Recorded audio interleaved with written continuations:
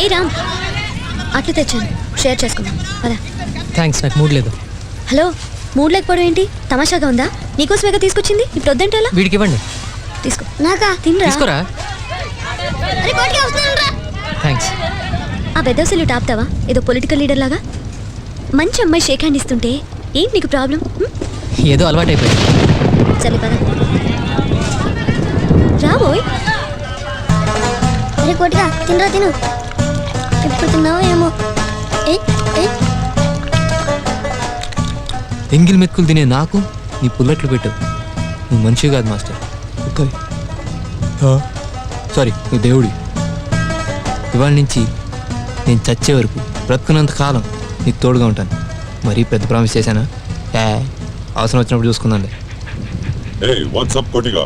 ఇక్కడ పైన first time life లో బుల్లెట్లు ఎప్పుడు తినలేదా? నీకెందుకురా నల్లోడా, ఆ పని చూసుకో. బిస్కెట్లు తినే కదా అవి. చూస్తాను రాని పని. నువ్వు ఆ బెల్ట్ తెంచుకున్నప్పుడు కదరా ఎంత జాతి కుక్కైనా నీకు ఇండిపెండెన్స్ లేదురా. I pity you in English. ఏమరా మేము మాట్లాడకూడదా? బాబే యూ కాల్ మీ బే. చూస్తారా నీ ఓరా సాలేగా. I will complain to captain, you bloody dog. Jennifer, నువ్వు జాబ్లో జాయిన్ అవడానికి వచ్చినప్పుడు నేను స్మార్ట్గా ఉంటానని, అందంగా ఉంటానని, హిందీ స్టార్ అక్షయ్ కన్నా పోలికలు ఉంటాయని చెప్పావు. నీ మాట విని నీ హెయిర్ స్టైల్ కూడా మార్చుకున్నాను. ఈ మధ్య నువ్వు అలా మాట్లాడటం లేదమ్మా. రోజు అబద్ధం చెప్పడానికి నా మనసు ఒప్పుకోవడం లేదే. చిల్లిపి. తినండి. నో నో, ఈ రోజు నువ్వే నాకు తినిపించాలి Jenny. It's very funny sir, మీకు నేను తినిపించడం ఏంటి? ప్లీజ్ జెన్నీ, తినిపించవా? ప్లీజ్ ప్లీజ్ ప్లీజ్ తినిపించవా ప్లీజ్.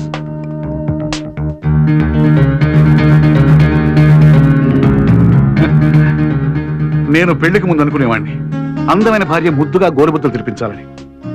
అందమైన భార్య లేదు, ఆ ముద్దులు లేవు, గోరుముద్దలు లేవు. ఇప్పుడు నీ వల్ల ఆ కోరిక తీరుతుందండి. వీడేవిడండి బాబు? ప్లీజ్ పెట్టమ్మా.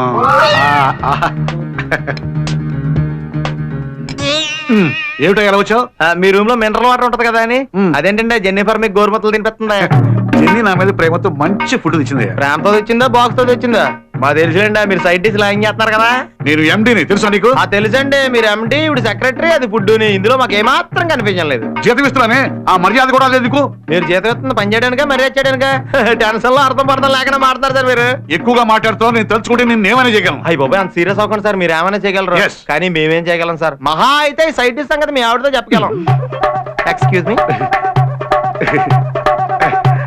God bless you.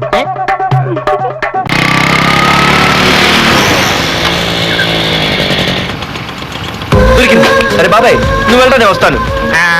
నేను ముందు చూసా, నువ్వు వెళ్ళు. రే, నీలాంటి అదలు ఉండటం మూలంగా అమ్మాయిలకి అబ్బాయిలు చీపైపోయారా? అవునే, నేను చాలా ఎక్స్ట్రాల్ చేసావు. నా పేరు నీకు ఎలా తెలిసే? సిగ్నల్ తక్కువ. ఆగాదు, నీలాంటి వాళ్ళు చాలా మంది చూశాను కానీ ఇంతకీ ఎవరే నువ్వు? డబ్బులు తీరా, డబ్బులు తీ. ఎవరు డబ్బు సొమ్మనుకుని రోడ్ల మీద లైసెన్స్ చూసి బుక్ లేకుండా తిరుగుతున్నావురా? నువ్వు ఎవరు అసలు? చెప్పు చెప్పు చెప్పు. పోలీస్! వస్తున్నానమ్మా. పోలీస్ లేదేం లేదు, చెప్పవే. సార్, వీడెవడో లైసెన్స్ ఆర్సీ బుక్ అని నా దగ్గర డబ్బులు అడుగుతున్నాడు. సిగ్నల్ పడి నువ్వు వెళ్ళమ్మా, ఈ సంగతి చూస్తే.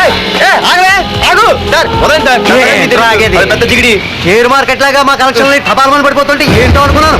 మొత్తం ఎంతమంది ఉన్నారా? ఉంది. తీరా డబ్బులు డబ్బులు తీరా, ఇదిగో ఉంచుకో.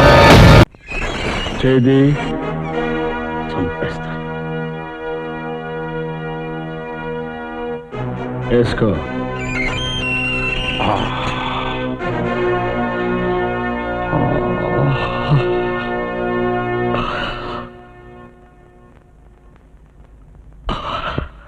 తమ్ముడు ఇంట్లో చిక్కిపోయాడు. మీరు జైలుకి వెళ్ళారని బెంగతో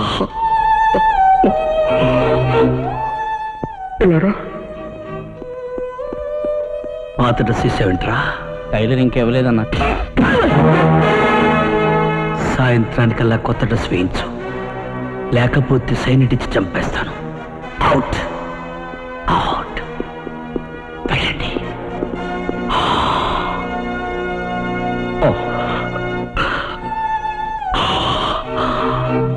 తమ్ముడు,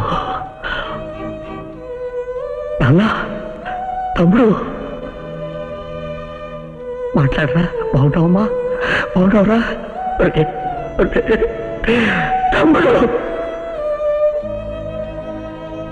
ఒకసారి నవ్వు నాన్న.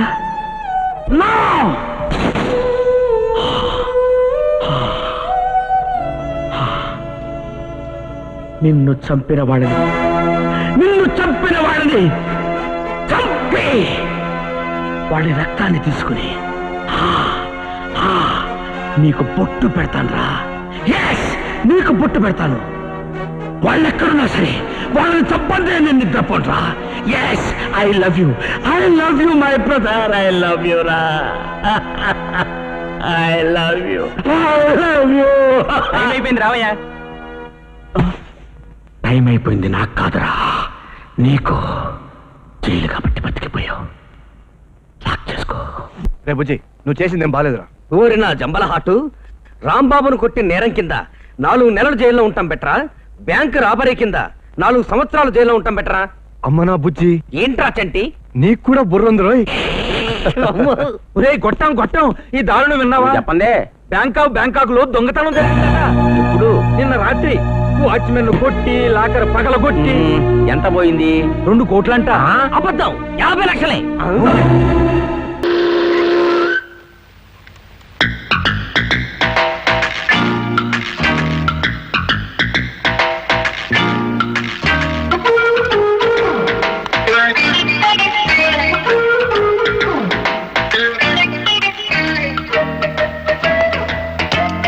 అలా కూర్చో.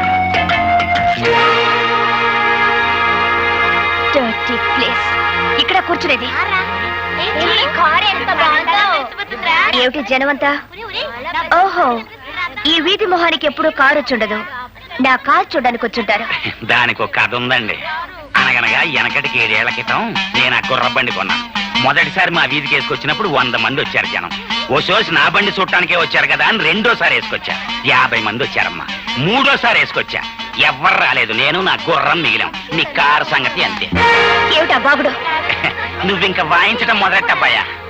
అవును, మీ తాత ముత్తాతలే కాకుండా నువ్వు మీ నాన్న కూడా చాలా గౌరవమైన వాళ్ళన్నావు. కనీసం కుర్చీ వేయాలనే మేనర్స్ కూడా తెలీదా? మేనర్సా? అరే అటక మీద మర్చిపోయానండి. రే మావా, లోపలికి వెళ్ళి అమ్మాయి గారికి మేనర్స్ తెచ్చివేయి. అర్జెంటుగా. మేనర్స్ లడి. అలా పక్కన వెయ్యి. రండి, దయచేయండి. ఆశలు కండి. సారీ మేడం, ఇది ఏ డచ్ కాలంలోనో ఫ్రెంచ్ కాలంలోనో కొన్న కుర్చీ. పాపం విరిగిపోయింది. పోతే పోయిందని అసలు కుర్చీ. కానీ తమలాంటి పెద్దలు కూర్చుని కుర్చీ వేరకొట్టినా అది మాకు ఎంతో గౌరవంగా ఉంటుంది కదరా? చాలా గౌరవం. పాపం దెబ్బలు తగిలేమో ఒకసారి చూడండి. నన్ను ఇక్కడికి ఇన్సల్ట్ చేయడానికి పిలిచావు అనమాట. నన్ను నలుగురిలో అవమానం చేస్తావా? I will see you at... ఏంటమ్మా, నువ్వు నా ఎండ్ చూస్తావా? నా బీనింగా చూడలేదు. ఎండ్ నువ్వేం చూస్తా? అయ్య బాబు, నా కాడే దొడుకోనపోతే నీకు అర్థ అవుదమ్మయ్యా.